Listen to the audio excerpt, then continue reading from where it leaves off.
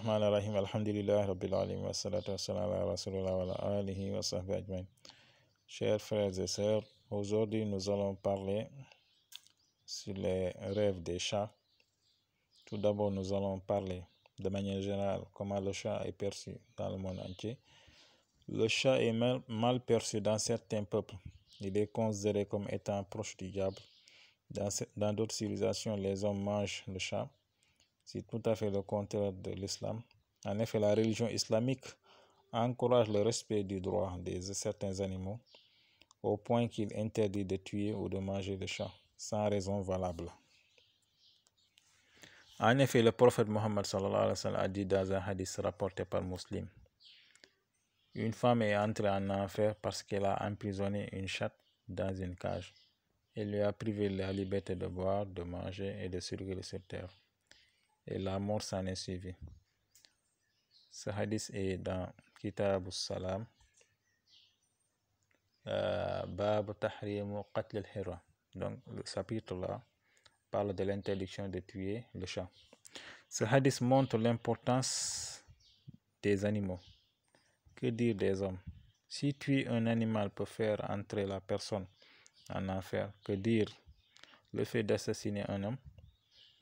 Bref, certains compagnons du prophète aimaient le chat, au point que l'un d'eux s'appelait Abu Huraira, donc on l'a surnommé Abu Huraira, qui signifie l'ami du chaton.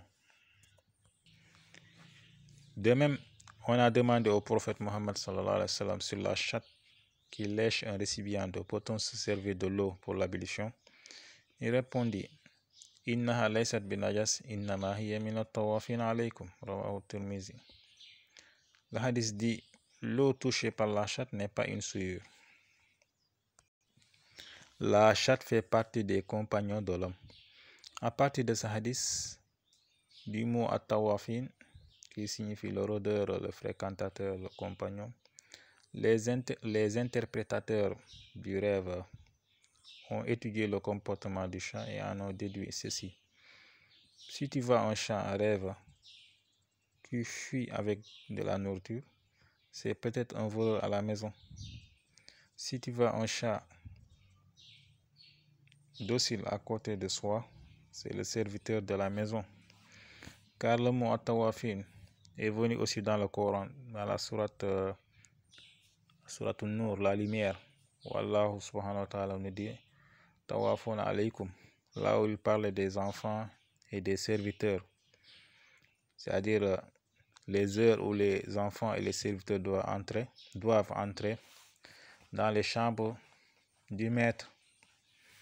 Donc, Tawafuna alaykum fait allusion ici aux serviteurs. Par contre, si tu vois une chatte qui te mord, cela peut être une mauvaise femme. Cela peut être une mauvaise femme, une femme qui trahit son mari. Voilà.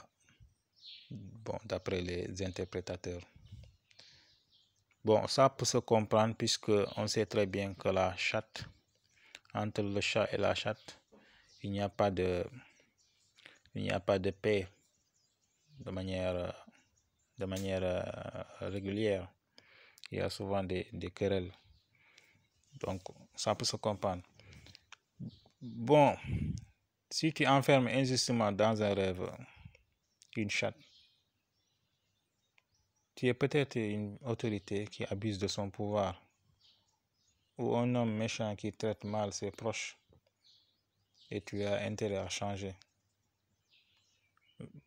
Bon, si on se base sur le hadith où le prophète sallallahu alayhi wa sallam disait qu'une personne est entrée en enfer